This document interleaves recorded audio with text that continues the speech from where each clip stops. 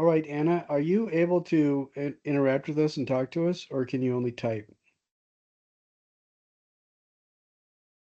I might be able to talk here and there, but I'll be driving for part of this. Okay. All right. What I am hoping to do today is I want to look at some of the stuff that has been turned in, and we're gonna talk about each of the stuff. We only have like 2 more weeks, and I want you guys to ask me questions about stuff to get things clarified if you need to. And I guess one of the things that I want to really stress is I have gone through and I have graded just about everything I've received. There's only one is two submissions that I did not grade because we want to look at them tonight. And then within the last day or so, we got a lot of stuff being turned in, and that's great. Every day I grade and try to get caught up, but I am doing my best that by the weekend I get everything done for that whole week, so you guys know where you stand. Um, I tried to do all the assignments that were due so that you guys know what still needs to be submitted. And again, if you haven't submitted something, you go around, go and submit it, and that's how you get the points. And then if you submit something and you don't get all the points you want, look at what I say about it and ask me for clarification and then resubmit it. There's no reason that everybody is not going to be able to get an A because you guys can resubmit until you get all the points you want. So I have had several emails this last week about the location of the photo lab.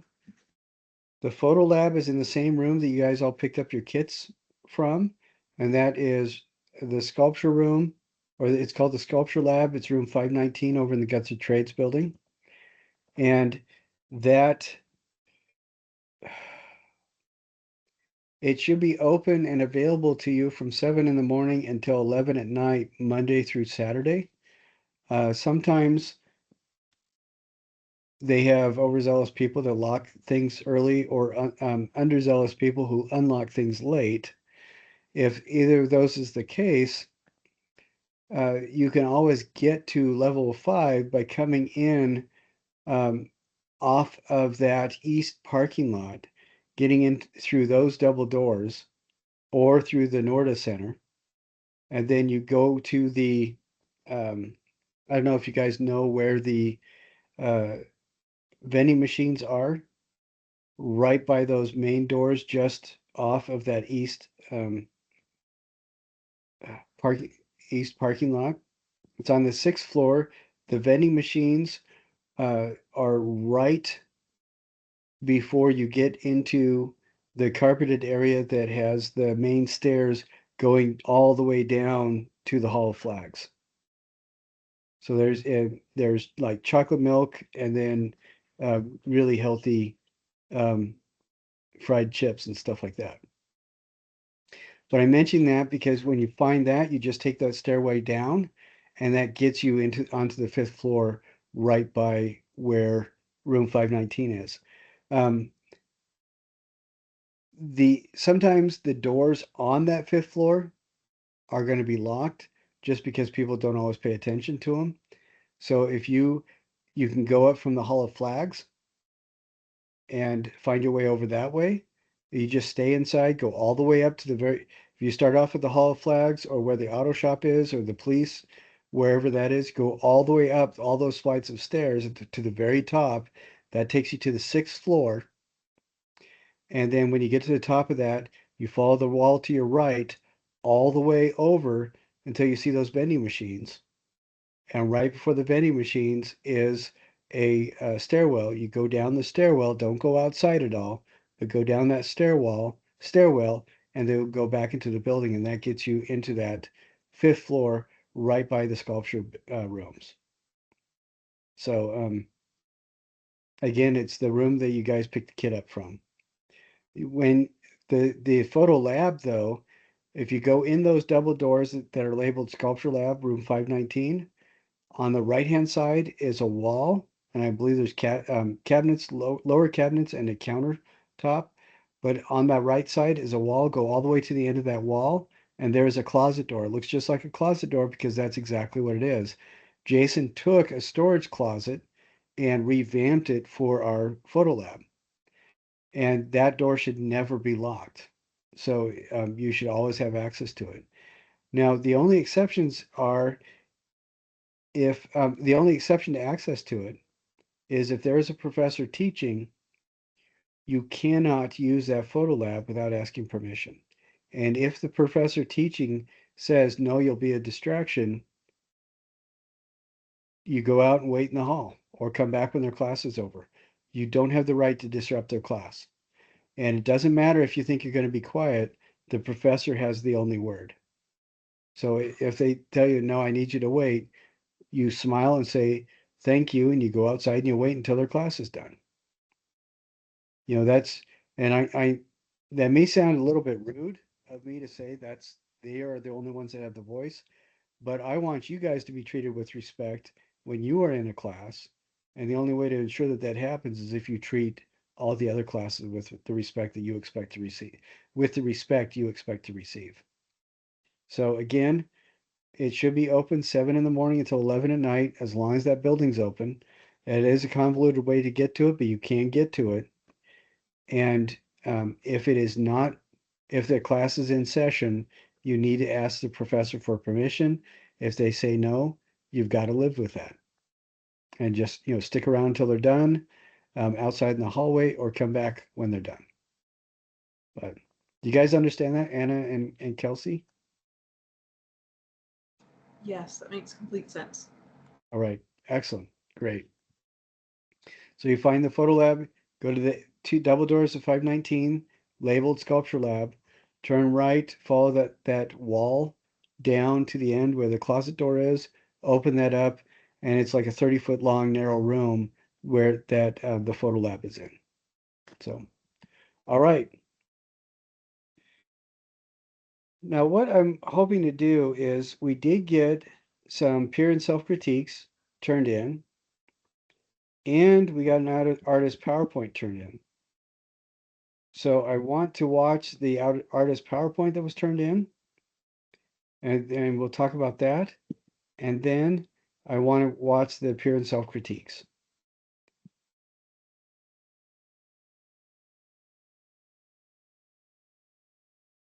All right. Here we go. Today I'll be. Okay. One thing that I've noticed is that occasionally on the peer and self-critique, the person comes in under 3 minutes. Remember the time frame for those is 3 to 5 minutes.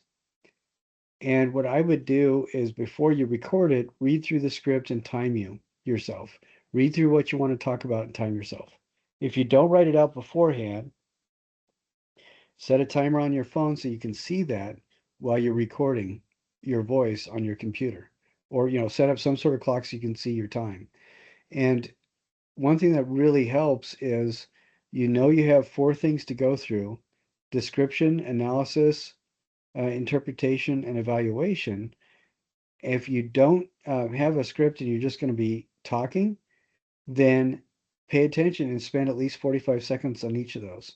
And if you're able to spend at least 45 seconds on each of the 4 tools, you're going to hit the 3-minute mark. All right. Okay, but before we get into those, we do have one uh, artist PowerPoint to go over to listen. There's still 6 people in the class that have not turned in their PowerPoints, so do that. Unless you are the person who is doing the service project, then you've already done all the work that you need to. But the PowerPoints are for all the artist research people. Okay. We can't see your screen yet. I don't know if you knew that or I, not. I haven't done the screen share Oh, okay. yet.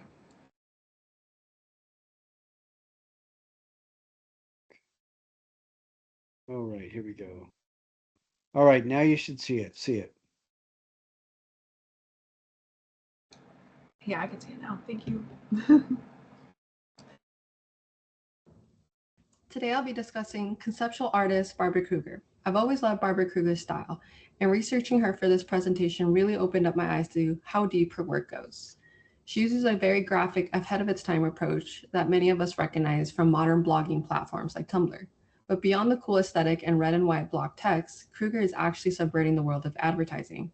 She takes the tools she learned in the magazine industry and turns them into a critique of consumerism and identity. To her, art is about the war at home within each of us, highlighting the winners, the losers, and the messy power dynamics that define who we are.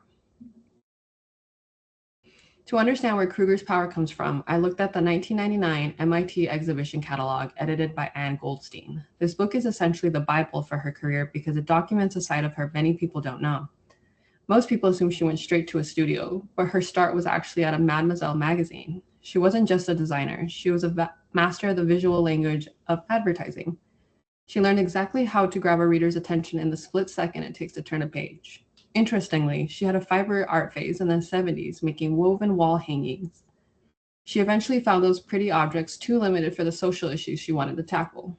By 1981, she combined her design skills with her political interests to create her official breakthrough, the red and white agitprop style we recognize today, using appropriated images to challenge the viewer directly. Now I want to focus on what is arguably her most famous work, Your Body is a Battleground. What makes this piece unique is that it wasn't made for a museum, it was made for the streets. It was originally a protest poster for the 1989 March on Washington. Visually, Kruger uses a solarized effect that split down the middle to represent the deep polarization of reproductive rights. She wanted to show the female body being pulled apart by political forces. You'll notice the woman is looking directly at us. Kruger uses this unyielding gaze to force a confrontation. But it's not just a picture, it's a demand for an answer. Because of her background in magazines, she knew that symmetry equals authority. By centering the text and the face, she makes the poster look like an official news headline or a government decree. But the real genius is in her words. By using the word your, she makes the political personal. She's telling the viewer, this isn't a debate about someone else, it's about you. Even though it's over 30 years old, the work remains powerful today because it doesn't use specific slogans. It simply states the fact that our bodies have become a site of political struggle. For my next source, I looked at the 2024 MoMA biography of Barbara Kruger. This source is important because it highlights her legacy over the past 4 decades. MoMA focuses on her use of what they call shifters, those pronouns like I, you, and we. They point out that these aren't just random words, they are tools designed to make us question the mainstream media we consume every day. Kruger wants us to stop and think about how those commercials and headlines are actually shaping who we are. I think her philosophy is best summed up in a quote I found in this biography. She says, she tries to make work that joins seductions of wishful thinking with the criticality of knowing better. Basically, she knows we like looking at pretty advertisements, but she wants us to use that seduction to make us look closer and realize the power structures hidden underneath. By taking images from magazines and newspapers, she challenges us to rethink how we assign meaning to things like faith, morality, and authority in our modern world. To get the artist's own perspective, I looked at the 2027 Art21 interview titled Resisting Reductivism. This is a crucial primary source because Kruger explains exactly why she doesn't take her own photos. She tells Art21 she's interested in how the media already confronts us. By using found images, the ones we already see in magazines or on screens, she's meeting the viewer on familiar ground. She also talks about her media diet and how she uses those famous pronouns like you and we to implicate the audience. In her view, you can't just stand back and look at her art. By using those words, she pulls you inside her work and makes you a part of the struggle she's depicting. She wants us to break the bubble of our own daily lives and force us to deal with the reality of power and influence. My final source is the most recent, the 2021 LACMA catalog, Thinking of You, I Mean Me, I Mean You. This book is essential because it shows how Kruger has evolved. She's moved way beyond the small posters and frame pictures we saw earlier. Today, she creates what are called room wraps. She covers every inch of the gallery, the floors, the walls, and even the ceilings in massive digital text. I chose this to prove that her message hasn't aged, it's just scaled up. By looking at her new digital productions, we can see how she is still critiquing consumerism and power, but now she's doing it in a way that matches the overwhelming noise of our digital world. She's gone from a single page in a magazine to taking over entire architectural spaces, proving that in 2026, her visual language is more necessary than ever. To wrap everything up, Barbara Kruger's career shows us that art doesn't have to stay inside a frame or a gallery. We've seen how she took the tricks of the advertising world, the bold fonts, the high contrast crops, and the aggressive shifters like you and I, and turned them into a mirror for society. Whether she was weaving fiber art in the 70s or wrapping entire buildings in text in 2024, her mission has remained the same: to make us know better while we are being seduced by the media around us. As we saw with Your Body is a Battleground, her work isn't just historical, it's a living, breathing part of our current political and social landscape. She reminds us that the war at home is a constant struggle for identity and autonomy. I'll leave you with this thought. The next time you see a bold headline or a viral meme, ask yourself, who is speaking and what they're trying to sell you? Because in Barbara Kruger's world, the most important thing you could do is look back at the image and demand an answer.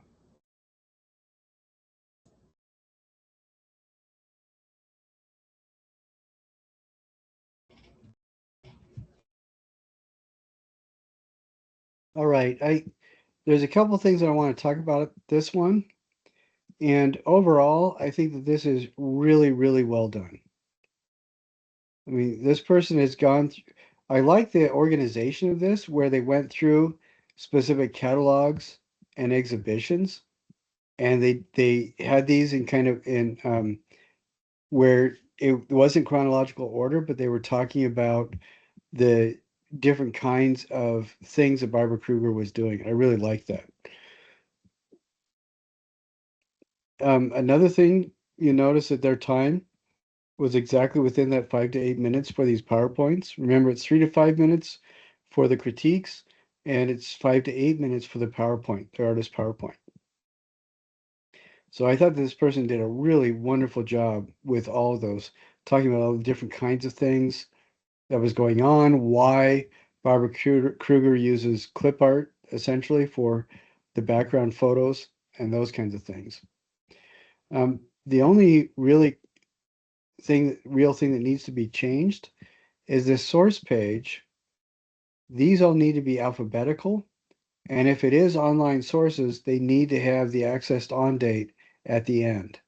Now, in this one, I believe there's only 3 that are from online sources, these 3. And so these 3 are the ones that need the access on date so that you can go back to that same source, looking at it the same that it looks like when this person did the research.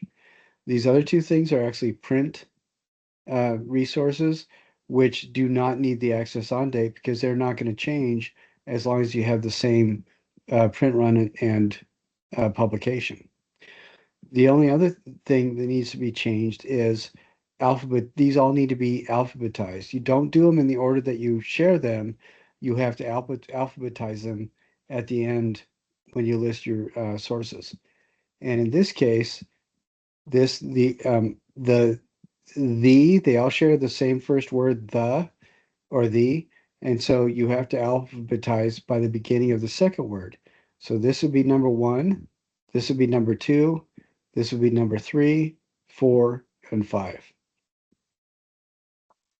So does everybody understand that? Yeah, that makes sense. Okay. All right. So the content that was done, well, I thought was really good. Very, very solid content. And these other things I'm talking about because that's how most people lose points. It's just because um, they miss some of the technical issues. Because all of you guys are really solid at what you do. And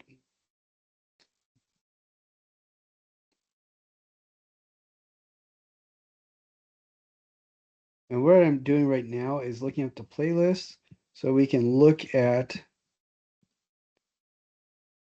I'm sorry, I'm looking up that we're going to watch 2 peer critiques and then we're going to watch 2 self critiques from the class.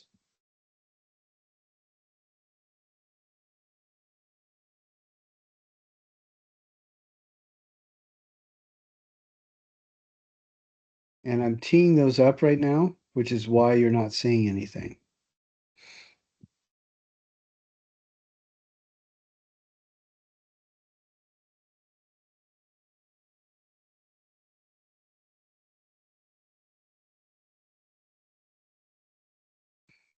All right.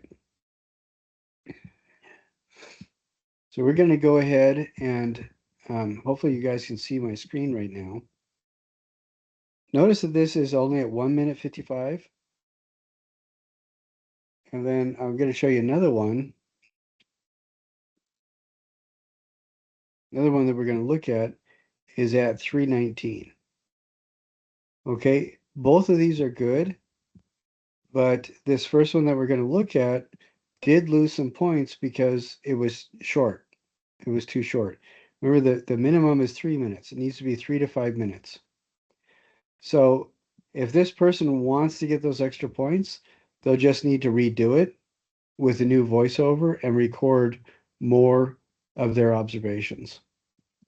Before we get to that, you guys do notice that on the side here, there you can see my history or things that YouTube thinks are interesting to me. And I was just noticing, I think it's funny. This is because it pays attention to my viewing habits. Notice here, this is a video that is a black screen with 60 minutes of silence, and it's a full hour long. Here, this one is a good lighting screen if you're doing a TikTok video, so you have ambient lighting off your computer screen, and it's also for an hour. This one is abstract multicolored geometric lines in the background with a little bit of animation. Yes, that is really sad that those are the kinds of things that YouTube picks up that I actually enjoy it. So that is so sad. So if you think your guys' life is boring, you ain't seen nothing. All right. So, and with this one, I think that they do a good job, but in order to get the time, set up something so you can time yourself and do 45 seconds for each of those four tools, and then so that you can get the full 3 minutes. All right, so we're going to go ahead and watch this one first. This is a peer critique. This is a structure with skin.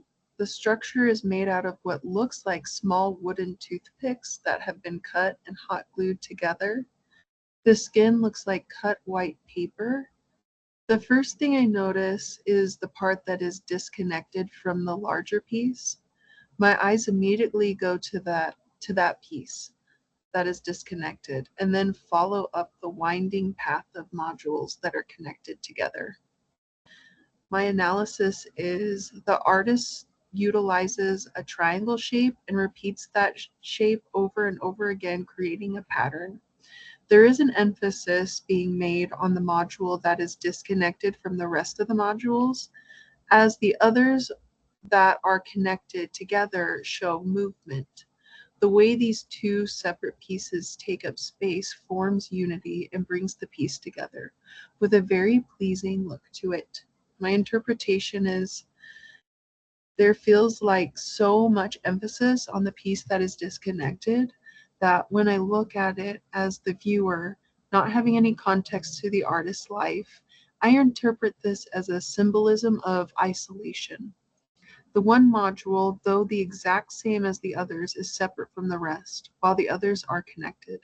This comes off as a piece about connection to the environment or the people in the artist's life. Maybe there is a disconnect there. My evaluation is I really enjoy this piece. I would display this in my home. It's so beautiful. I didn't initially think this would be a representation of isolation until further inspecting it. This is pleasing to look at and draws me in as the viewer.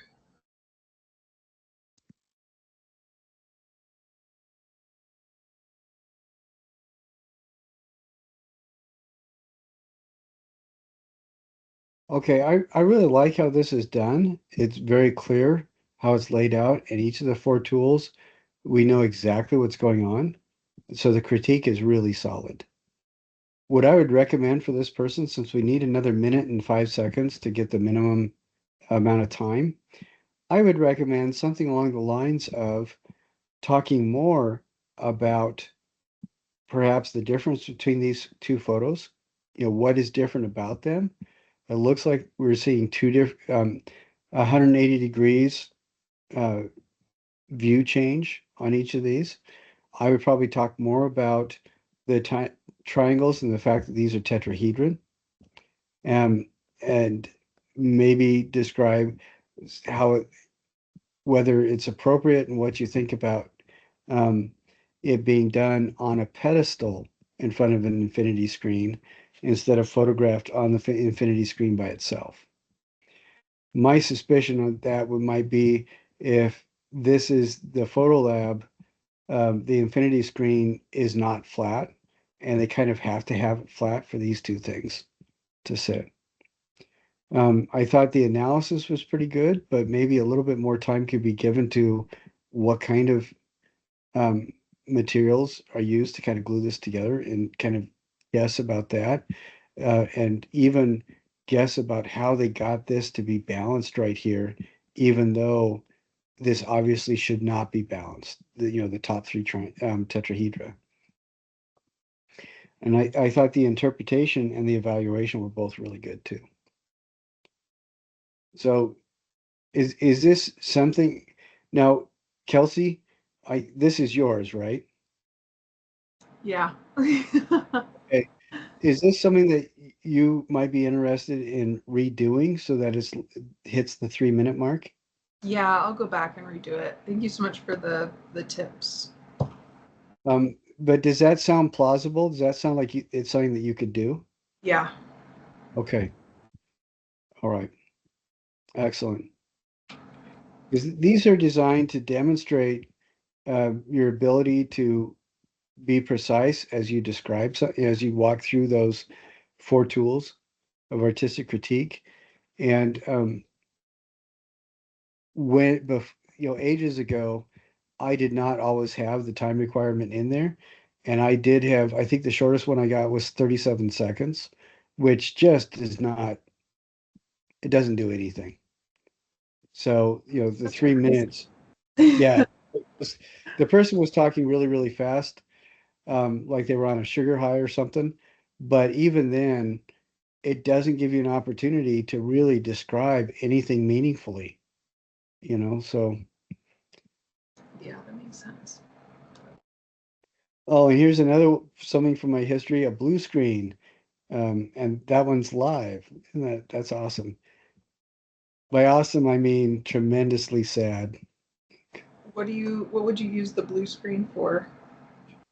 Um, if you're just doing something with your own phone and you have an AI program that replaces the blue screen with an alternative backdrop, like we have in our Teams meetings and stuff, that's when you'd use it. Oh, gotcha. Right. Nice. But it's kind of sad. All right. So this is a peer critique by Claire.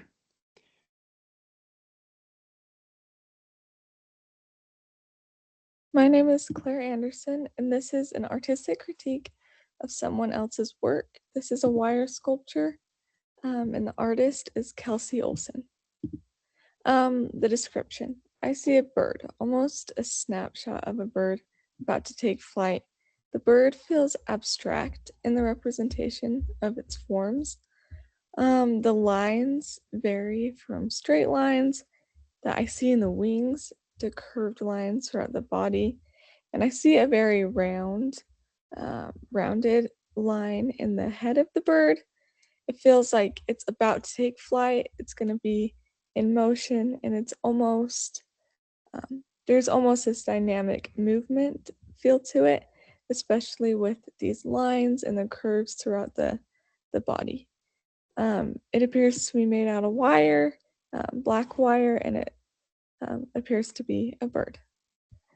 The analysis. There's a rhythm to the wings with the repetition of these almost elongated ovals, oval-like shapes in the wings.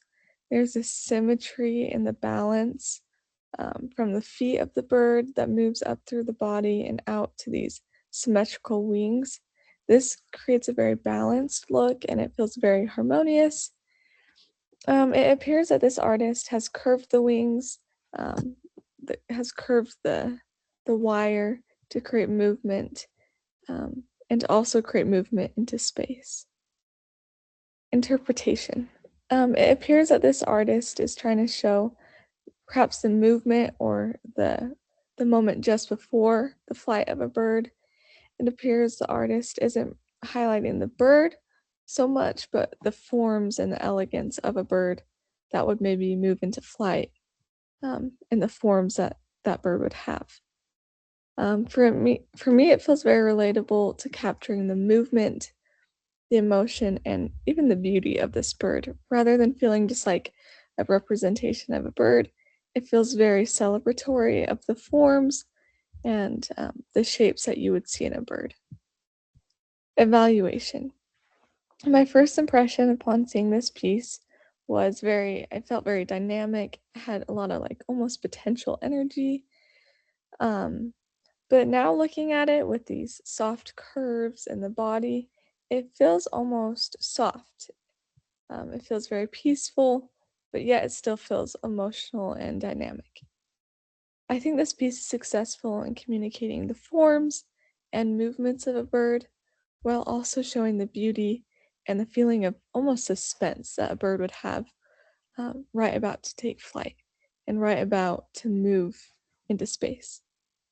Overall, I think it was successful in capturing that emotion through the use and the curves of the wings. I think if the wings weren't there, it wouldn't be as successful, but those wings really create a sense of movement and like the bird is going to move into space.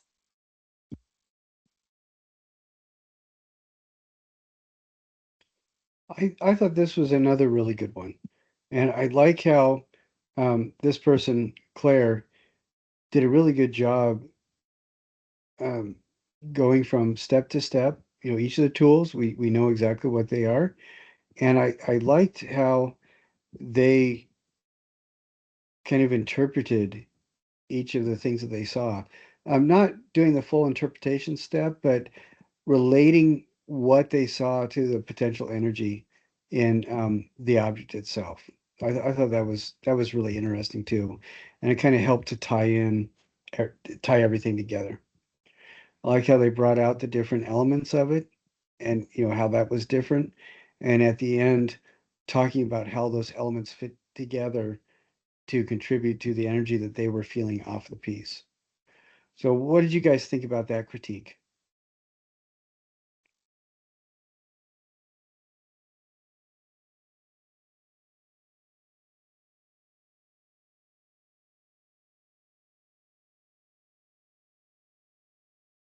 Sorry.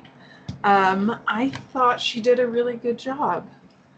She did a really good job. She covered all the points really well, and she did a really good job staying in the time limit. And I don't have much feedback for it other than No, that. but I agree with you. I think it was well done. Now, what is really kind of fun for me is when we have a peer and a self-critique done on the same piece. I think that's kind of fun. So we're going to do some self-critiques, and we're going to uh, first look at a self-critique that is on this sculpture, and then we're going to look at another self-critique. So I'm just teeing him up right now. That's why the pause.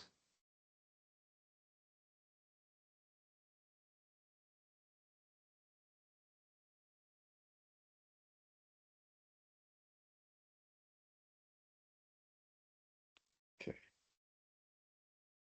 All right, here we go.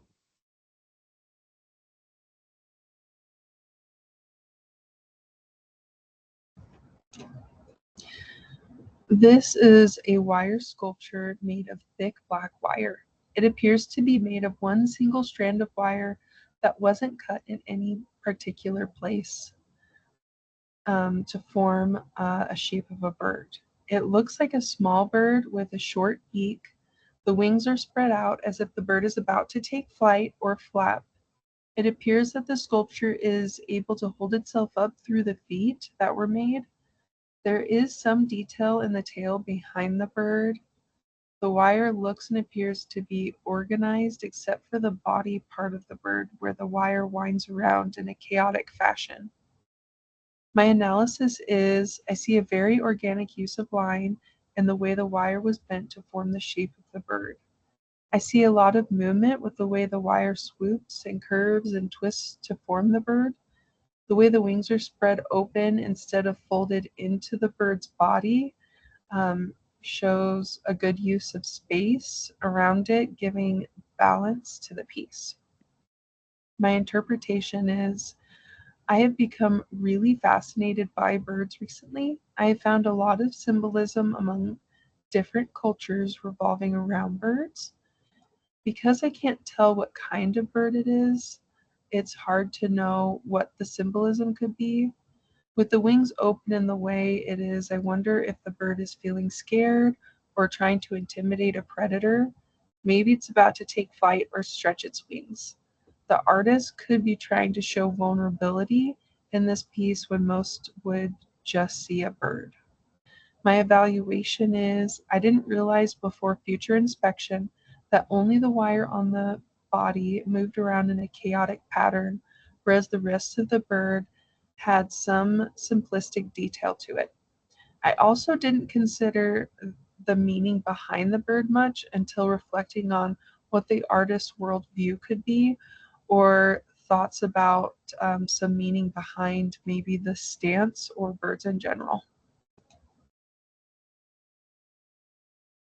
Okay, I thought that was another really good one too. And again, we're dealing with an issue of time. And I think on this one, I was paying attention to that. I thought the description was bang on. It was at 44 seconds that we want, the target was 45 seconds. I think I was thought the interpretation element was really interesting, talking about what birds could mean. Um, and I think that the analysis, maybe a little bit more time could be spent on that, and a little bit more time on the evaluation. And I think that that would get it, because we're just 42 seconds short of the 3 minute mark, and I think working a little bit on those two things would would do what's needed. Is that something that sounds like it's worth working on? Because Yeah, I could okay, do that. because the analysis itself, there's no problem with that. The only problem is just the time requirement. Right, right. So so I think that turned out really well. Thank All you. right. So now we are going to watch, excuse me, another self-critique.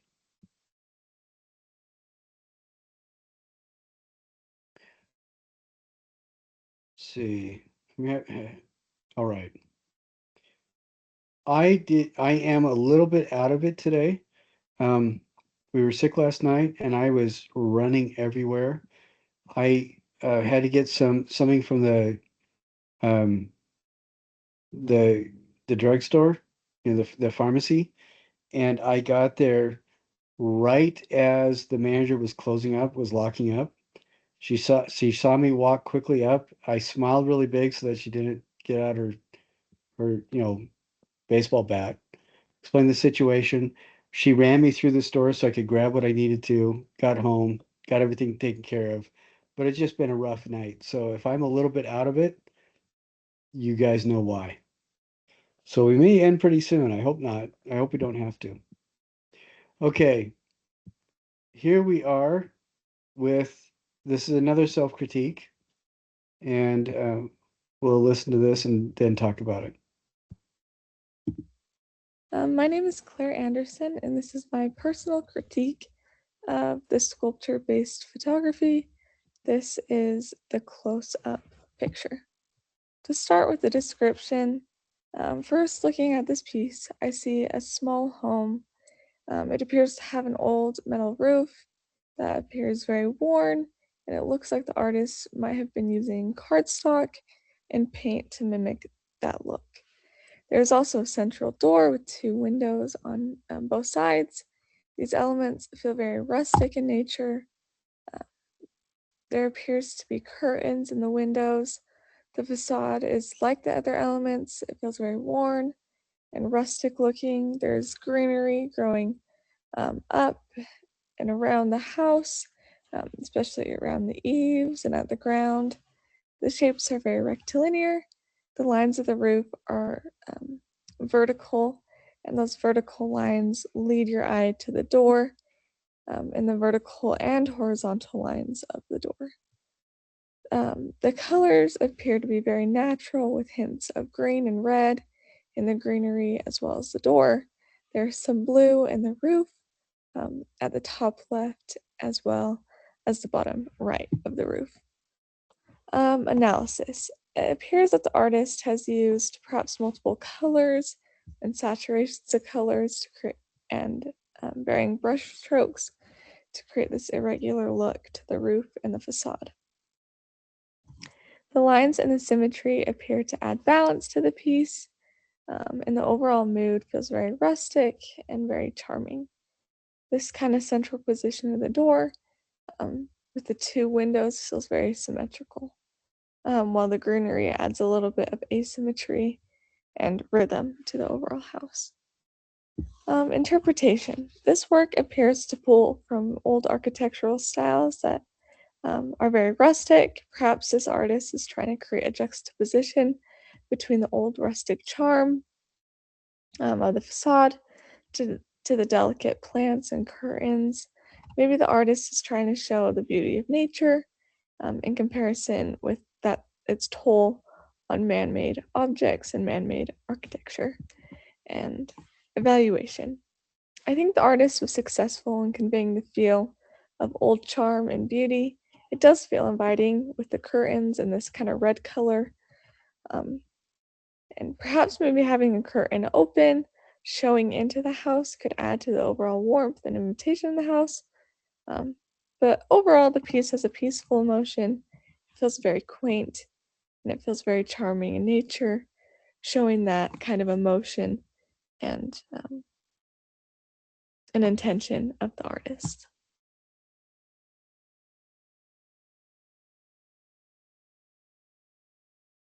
Okay, that's another really good example. Very solid, very well done.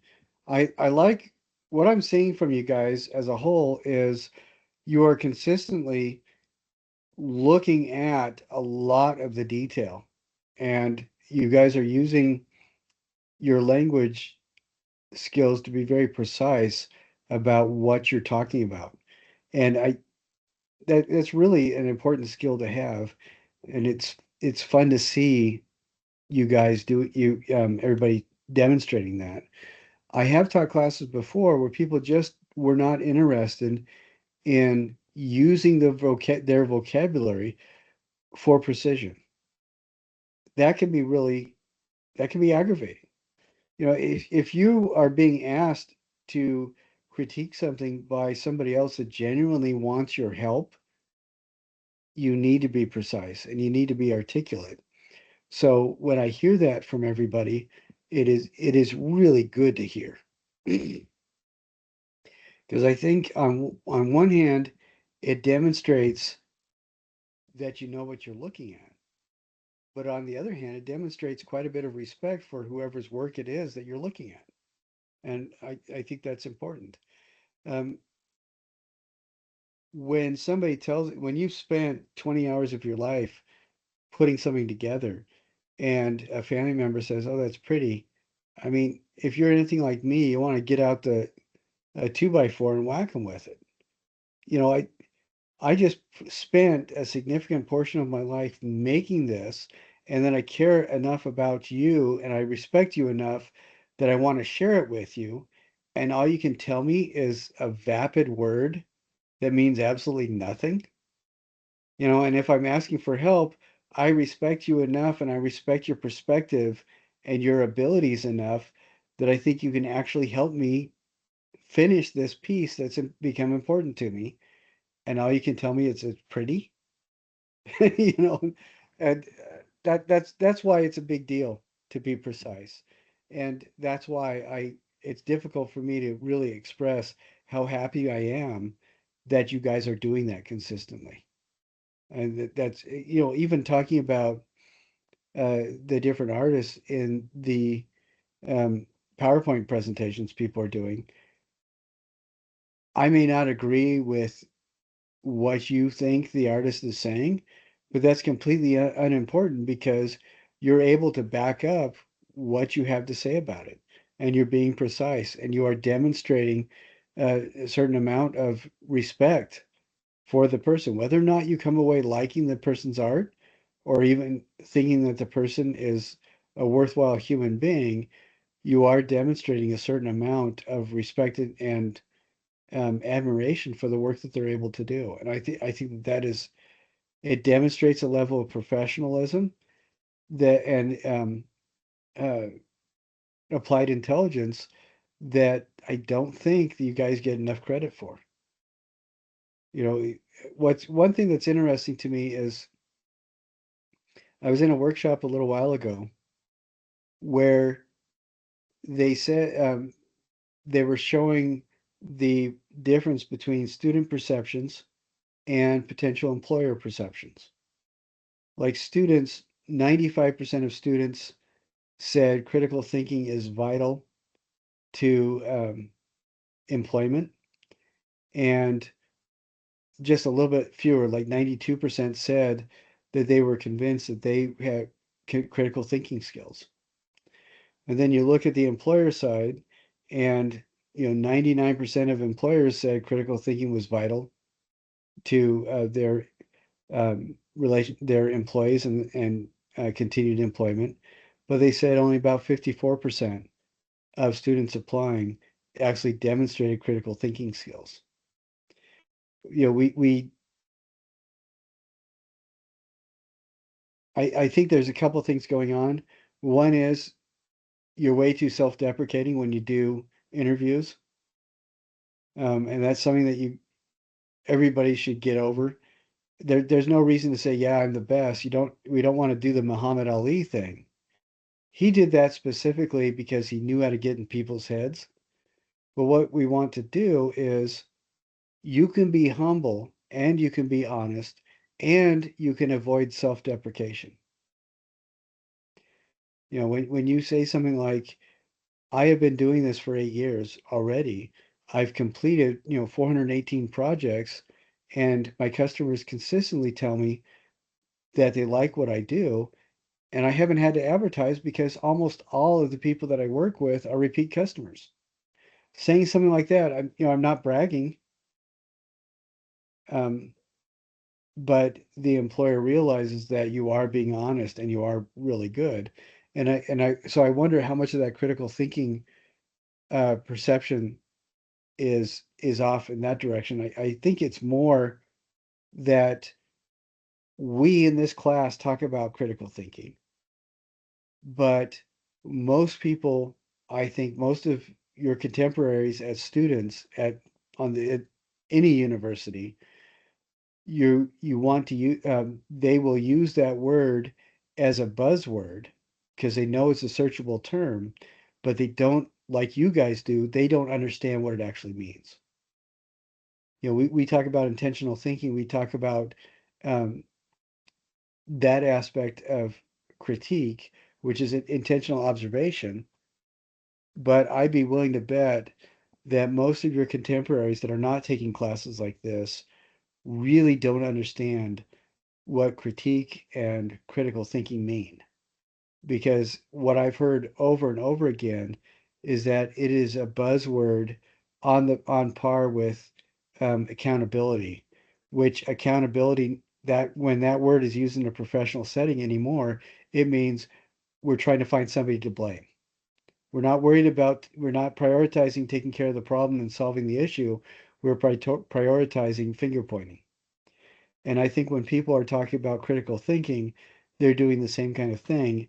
If somebody is doing something that's obviously dumb, they will say you aren't a critical thinker without understanding what a critical thinker actually is. Do you guys know what I'm saying? And so I need you guys to understand how happy I am with the fact that you folks are applying critical thinking and you are demonstrating it in these PowerPoint presentations that you do, the write-ups that you do about your projects, and these these peer and self-critiques. You guys are really good at this. So, give yourself some credit. Be aware that you are doing this, but try really hard not to brag, and be a jerk at your interviews. So, something to think about.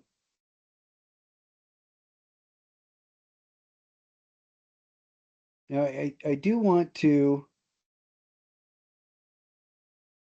What I'm going to want to do is show just um, the examples where people got all the points, um, so you guys can see what that looks like as I show the sculptures from previous semester. And then I think we only have one submission, and I want to look at that and see what you guys think, and tell me about it. And I want to remind people before we go into that, I also want to remind everybody we have just 2 weeks left. You guys can keep turning stuff in until midnight on the last day of finals. But as I go through and grade, if it's past due, I'll put a 0 in, and that should trigger Canvas to remind you that you need to get it submitted. So get it done, get it submitted. And if you already have submitted it, but you're getting like an 18 out of 25 or something like that, look at what I've written. Then go make the changes you need to, resubmit it. And if I don't regrade it right away, email me. Let me know. There's no reason every single one of you doesn't get an A. There's no reason. Other than you're overwhelmed with all your other classes. Because in this class, I want you guys to get feedback, respond to it, and remember that the feedback that I'm giving you is not a communication that you're slack-jawed and useless. It's a communication that this particular instance does not match the expectations and requirements of the assignment. And that's it. It is not. If it becomes a personal attack, I will do everything I can to let you know it's a personal attack. Because if I'm going to do that to somebody, I need them to feel hurt. So if I don't tell you I am personally attacking you, no, when I'm critiquing something, it applies directly to the expectations and parameters of the assignment, and that's it. All right. Do you guys understand that? Anna, do you get that?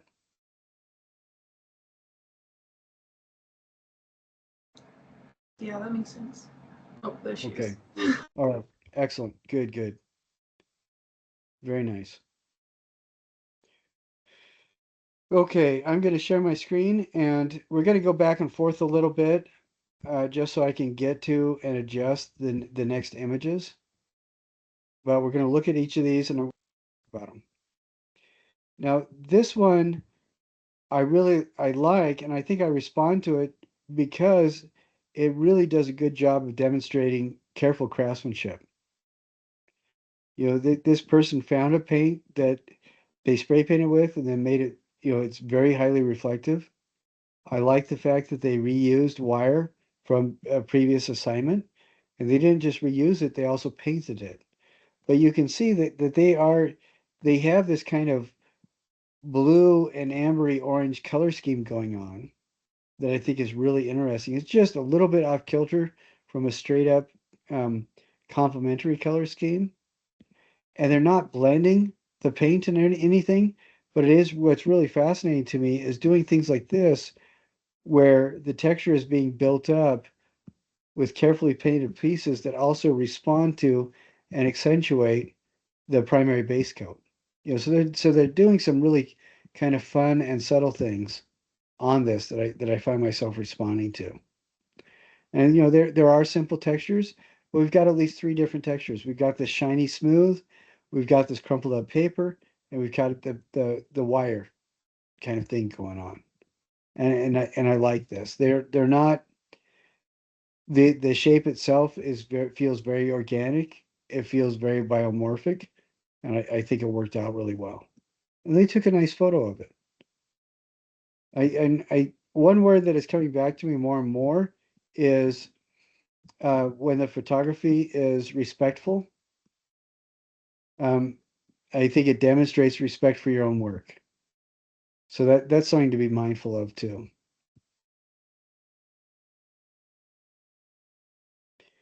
And my pausing is coming because I am sifting through last year's submission so I can show you another full point submission. And all of these, we talked about and showed these last week. So none of these are going to be surprises. Okay, and in this one, I think last week I mentioned it as well. One of the things I like about this is they're very big on the visual texture, and I love how they applied the paint to this. I think that makes it very interesting. This is one of those objects where it becomes interesting to return to. And there's a phrase that I really fell in love with from my mentors at BYU. I think Wolf Barsh was one of the people that said it. He passed away about a year ago, but he said, you create work that rewards patient observation. If you make work that makes people want to look at it, and as they look at it, they find out more and more things that are interesting. I think some of that is, on the surface, it looks like they reused the wire, but then you look at it, maybe the wire itself is wrapped with something to give it that interesting texture, and then it's painted black, and then it's applied to this. I think that's fascinating. You get these cardboard pieces that in some areas, they don't look quite like cardboard.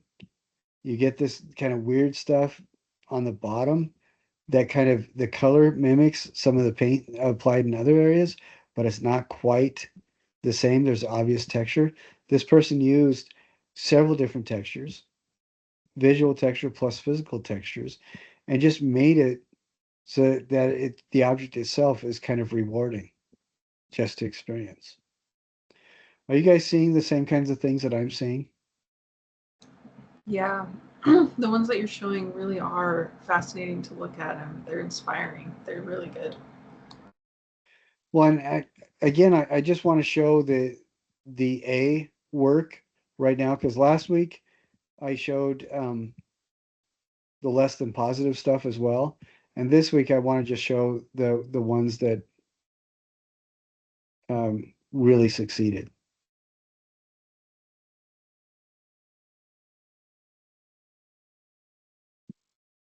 Okay. All right, here's another one. And I know that we saw this last week. And this is an example where you can start with a texture. But one of the ongoing frustrations that I've had over the several years that I've taught this is people just want to do a little bit and then move on. We don't want to do a little bit. This is the final piece for the class. And it's not going to take as long as the original carving did. But what I don't want to see is somebody says, oh, beads might be an interesting texture, and so they glue on 4 of them. Or I'm going to use the silk flowers from Dollar Tree, and they put on 3 of them. Who cares? What I like about this is they did not use a lot of beads to build up a big texture, but they used them intentionally. It looks like the beads are here for a reason. Building the purple beads on the left-hand side, the yellow beads on the right-hand side. They look like they've been collected here, and they're all on this on purpose. And the string doesn't feel to me like it's an afterthought. Oh, I got to put string on for another texture. It looks to me like this is similar thinking going on as we see in the ropes used to tie the plastic cover around a car by Jean-Claude and Christo. It's purposely placed there, and it is designed to bring your eye throughout the piece. I like how they treated the base. This would have been just fine with the base wrapped in white paper, but they did other things. They carried paint onto the base, and some of the texture they carried onto the base. Most of the textures that they used here, they have a little bit on the base, but there's some of them, like right over here and right over here, where it's primarily on the base and then just a little bit up here on the object. You know, if you're going to do something like use a silk flower from Dollar Tree as part of your texture, then use that, get 100, get several of them and build up an area of texture. Like this person just didn't use glitter glue, they built up areas of glitter glue. And I just think that that's really interesting. It wasn't just a dab or a dribble, it was conscious and intentful use of the glitter glue to generate a texture. Do you guys see what I'm seeing? Okay, Yes. excellent.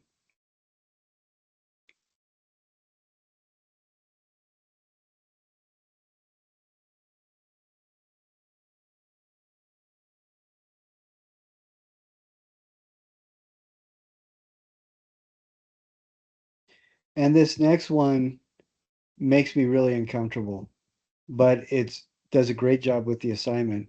And I thought it was funny this last week for the attendance, one of the students, their observation was Andrew really doesn't like polka dots because we look at this object, and that's not entirely true.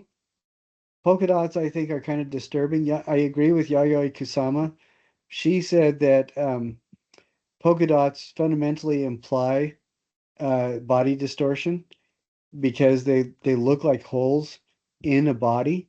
And as human beings, we're trained our whole life to find that disconcerting. That's a mark of harm and not acceptability. So, she suggested that's why many people respond negatively to polka dots, but we can train ourselves to enjoy them because we're told that they're fun.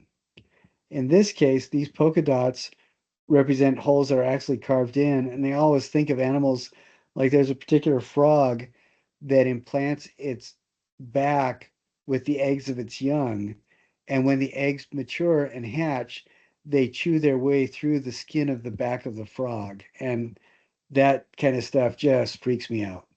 So yeah, icky. But for this object I think is fascinating. They did a fantastic job. I love how they reused their structure and skin material here, and you can see that they were working with tetrahedra or triangles of some sort, and just kind of made that a texture area. And then they found matching colors of yarn, and then they used other sticks to make these two areas of texture. And again, it's not an awful lot of texture, but it's very intentional, and it reads as intentional. If you look at this area here, this is just rolled up paper. It's strips of paper that are about 3/8 of an inch wide that are rolled up and then glued to this structure. And it makes a fascinating texture, but they were intentional. It is a discrete area that adds to everything else. The color balances this color out and it fits in with this. Everything is very intentional. The very dark black area kind of ties in with this. The orange is complementary to the blue. And this is a fascinating texture here because it's actually tissue paper that's glued down on the paper mache. And the different colors of tissue paper are torn and glued on it over and over and over again. So you get this area of color that is really visually textural as well. So it's very interesting. So I think this is another really solid example. Again, they didn't go overboard with all the texture. They didn't do it absolutely everywhere. They were very intentional about it. And I think that like this texture feels kind of clumpy. This right here feels really smooth. And then you have the blue string or twine. And then you have the sticks that are cut really short and glued on. So it almost matches the twine looking like it's wrapped around, but it's definitely these same sticks. And then this visual texture is built up by all the triangles that they recycled from the tetrahedra they made for their structure and skin thing. So I think this is another really solid example.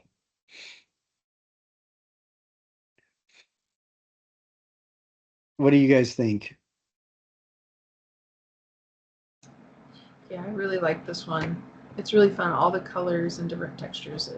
It's really neat. Excellent. Yeah, Kelsey, you're on a roll today. You are saying all the right things, and it makes me happy. Thank you. Oh, cool. Thanks. I've never heard that thing about the polka dots though, because I love polka dots. So I've never heard that people are uncomfortable around them. So that's Well, super interesting. and it may be something that is more consistent with uh, Japanese social culture Okay. because, um, like here, horror cinema in the US based largely on jump scares and scare porn. By that I mean Okay. stuff that is designed specifically to make you scream and uncomfortable. So you get like movies like Saw, where you have these horrible things happening to people, or Hostel was really popular in the US. It was made in Germany, but it was really popular here. And in Japan, that kind of horror cinema deals a lot with body horror, where people go through just really terrible transformations. This is where you get the ghosts that strangle people with their hair, which is not something that was common in US horror cinema until Japanese cinema started coming over.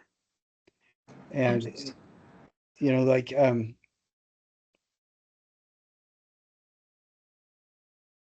oh Guillermo del Toro did a movie, The Orphanage, where some of the ghosts kind of floated, looked like they were floating in water, and their hair did all this kind of weird stuff, but it freaked people out.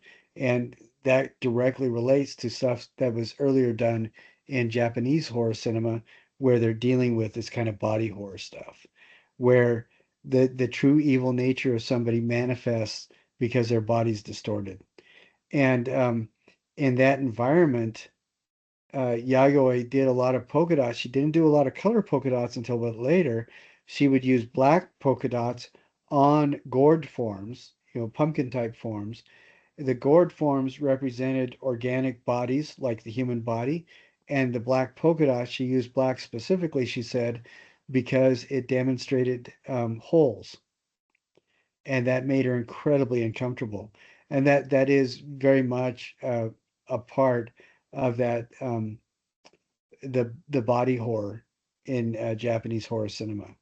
So just uh, who cares? I'm a nerd. I watch this kind of stuff. But Spirals is it's not anime like what you're thinking. It's animated work done from uh, uh, uh, uh, ultimately a body horror and body distortion graphic novel that was done in Japan. If you guys get a chance, look up Spirals. It is tremendously disturbing. If you guys like that kind of disconcerting horror cinema, um, it's a series of animations. Can't really call them cartoons because I always think of like Happy Animals when I'm thinking of cartoons, but it's animation and it's really disturbing stuff. It involves people turning into mollusks and just really very uncomfortable things. Anyways, that was a lot more than I wanted to talk about. So we do have something here, and I'm wondering if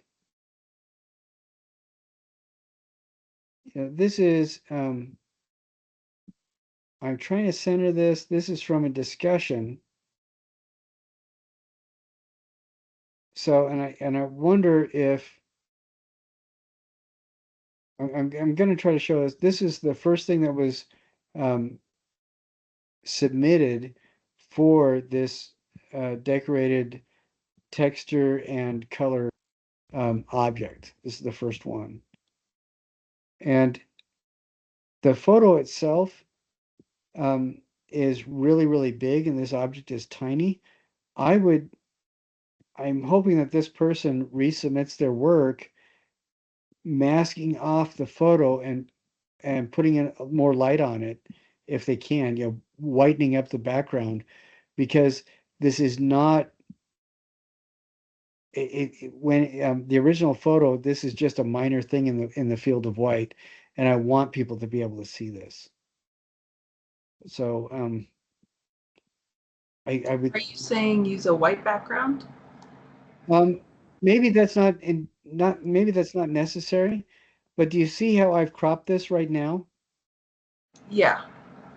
I would really appreciate if this was resubmitted cropped this way, Oh, okay. because I think that that would show more respect to the object when, your objects that you guys are submitting should be front and center. And sometimes it's appropriate to photograph them so they're a little bit smaller. But in this case, I think it works dramatically better when it's a close up like this. So if we look at this, I think it's interesting that this is on a base where the paper is almost twisted. And maybe the background doesn't need to be changed or anything like that. Maybe this will be just fine when it's cropped like this so we can see it better. But I did not like the original um, submission. The photo did not place this object front and center like it should. So, but I think this is an interesting thing where you have it in this base and you can see a little bit of wire here. The wire is coiled around this. And I was trying to understand what was going on with these skewer sticks, but I think it looks to me like one of the textures is a visual texture of the way that the paint is applied, where it's a base coat of white, and then you have an amber paint that is specifically designed to match these skewers. And I think that that's really interesting. There's another texture where it's these occasional bumps, and I think that that's what frustrates me a lot is when people put 2 bumps on or 3 bumps on and say, oh, that's good. But by spacing it out like this, it feels like it's intentional. And that makes it work. The flower thing, I hesitate a little bit with flowers just because um, they become uh, disproportionately symbolic when it's the actual flower. And and maybe that's not a bad thing in this at all. But something like this, using a flower like that, I would probably have put more flowers in so that the flower itself becomes a texture rather than an object or a symbol. And I like this idea of the repeated wire. You have coils of wire here, coils of wire here, repeated. And I think it's interesting when they're not all identical. Like here's a long one, here's a medium one, here's 2 short ones. When they're not all identical and the person spaced it out, it feels like it's intentional. Maybe there could be another medium or small one on this stick right here. I don't know. But same kind of thing with these wood beads on the skewers. The person didn't just put it on 3 of them over here. They spaced them out and it's intentional again. So, this thing is not completely hidden by any of the textures, but it looks to me like the textures are working because they are intentionally done. They're spaced out, they're even, they're consistent. And to be completely honest, when I first saw this one, I was not impressed. When I blew the image up and cropped it like this, then I'm starting to be happy with the sculpture. So, it made a big change coming in close on the object itself. So, what do you guys think about this object?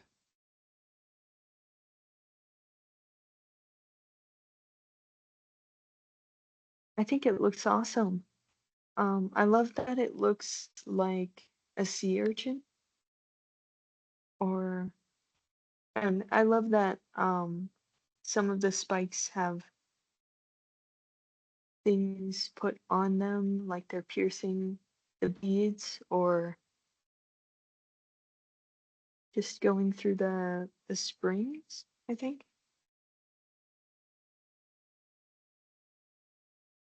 Anna, do you agree with my assertion that when they're spaced out intentionally, and it's not, it's not rigidly even or anything like that, but do you agree that these look like they're done on purpose?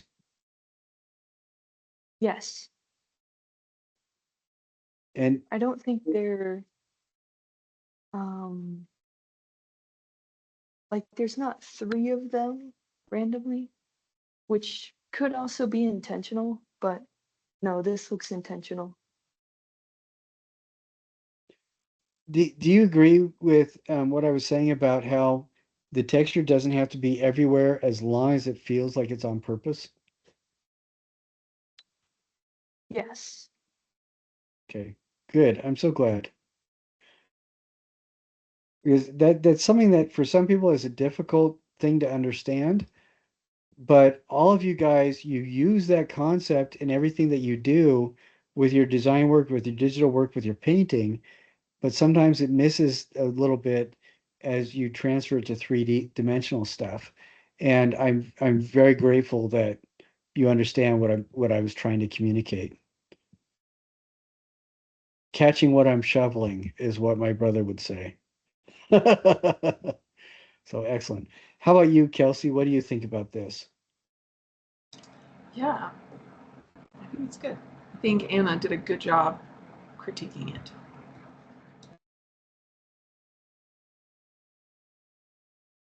And as again, when I first saw this, the way it was photographed, I was not impressed.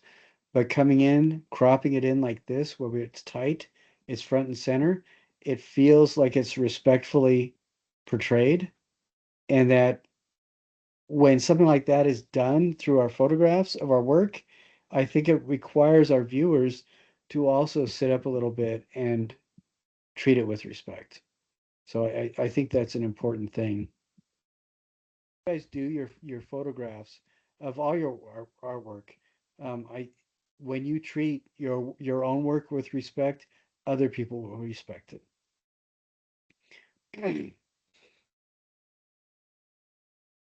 Excuse me. All right. So I want that this brings us to the close pretty much of what I wanted to cover today. Uh, I think that these things should be done this weekend. I want to stress I have gone through and graded everything that I've received. I've gotten more stuff in yesterday and today, and I'm going to be grading that as well. When I say things like uh, the work log needs to be of this stuff, or it needs to, you got a zero, you're going to get points when you give me a total and resubmit it. Do those kinds of things. Don't just ignore it. Do that because then you'll get the full points. And yeah, 1, 2, 3 points, not going to mean much here and there. But as you do that with all the assignments and go through each assignment and make sure you get the maximum number of points you can, that shows very quickly in the increasing percentage of your grade. And I have noticed that several people have completed the SRIs. If you go back and everybody should have have gotten the email telling you about your SRIs. Kelsey and Anna, did you guys both get those emails? I haven't noticed any come in yet. Okay, I I would haven't definitely, if either. you haven't noticed, okay, I just got an announcement this morning that the emails went out. So do a search on your email, look at the junk, if your university email stuff, and look at your discarded email stuff too, maybe. But that should your email do a search for SRI, and that email should be there today. If it's not, it will be there tomorrow. If you guys don't see it, top right-hand side of your student portal should have a link for the SRIs there. If you guys can't find it, let me know and we'll look at it a little bit more and see what we can discover. But you should have those emails. And I know that people have been receiving them because this class, I think we've already had 2 or 3 people do the SRIs and let me know. And to get credit for that assignment, it's not a point assignment. I just say whether or not you have received it. To get credit for it, you just do a screenshot After you do your SRI, it'll take you back to a screen that says, thank you for completing this. Take a screenshot of that and send it to me. And then you'll get that. And that is worth a 2% bump in your overall grade. So if you're getting 91% right now, it'll bring you to a 93. 93 is an A. So, it's going to give you most 9 times out of 10, it's enough to give the person a bump in their letter grade. So I do think it's worthwhile. Now, the university wants us to do it. I never look at those. I don't really care. So it's for the university. I'm kind of joking. I have made a lot of changes because people have said things that were constructive. I used to not pay attention to them at all because every single one, if you go to the rate my professor page for me, you'll notice all the negative reviews that I've gotten over the year there. I've been able to tie back to students that got bad grades. And I remember each of them specifically because their bad grades came from the students being ding dongs, essentially. One of the guys that said I was the worst teacher ever.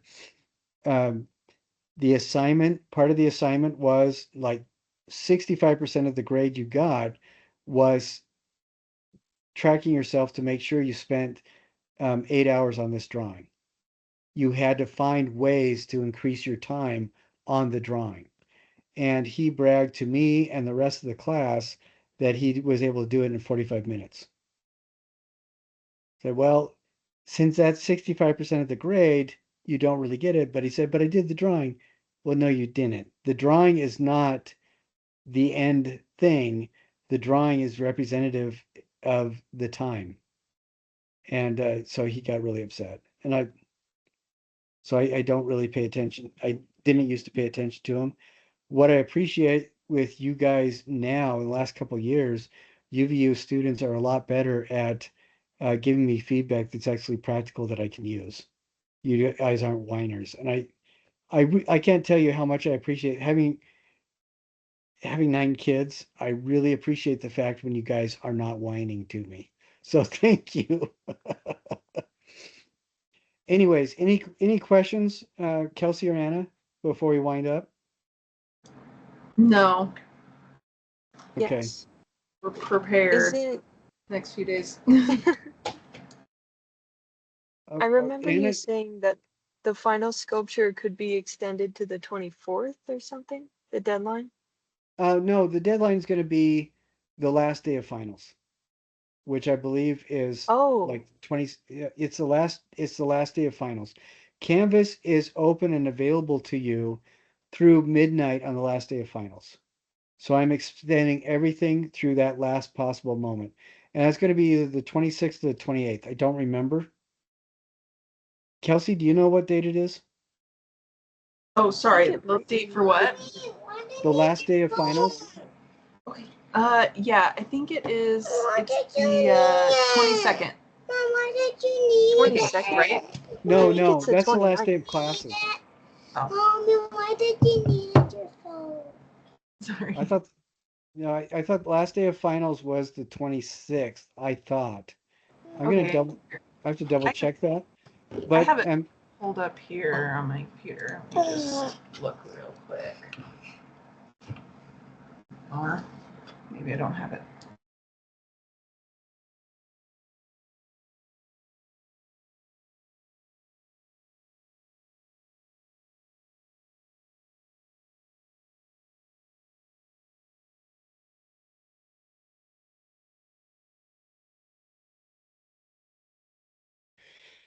okay, I'm seeing if I can find it.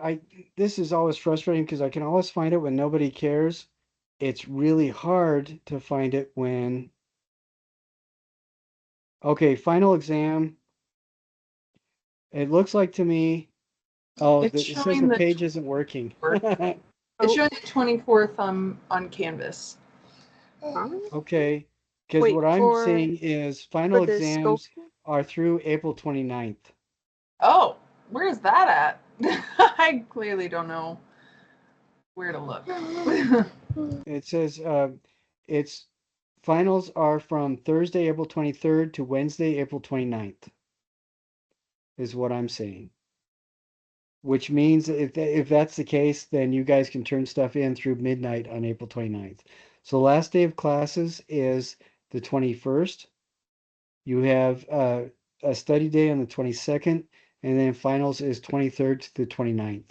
And so everything will be due midnight, the April 29th. All right, so that should give you guys a little bit of extra time. If you do need another couple of days past that, tell me as soon as possible, and I will do what I can to make it happen. All right? All right. Yes, sounds good. Now, what's going to happen for the final, really quick before we go, on the 23rd, I will open up the final thing, and we'll talk about that next week. What's Yeah, the we're, final we're, thing? we're gonna meet. We're gonna meet next Wednesday. That'll be our last class meeting. Mhm. And that's on the 22nd. It's an interim day, it looks like, but I'll meet there anyway, and you guys will have access to the recording. We talked about the final a little bit last week, but it will be open for you guys to do on the first day of finals, and it will be open for you guys to do the entire week. So if one thing I mentioned last week is if you turn it in at the first day of finals and you need to do some things to change it to get more points, you'll have the week to change it, and then you could resubmit.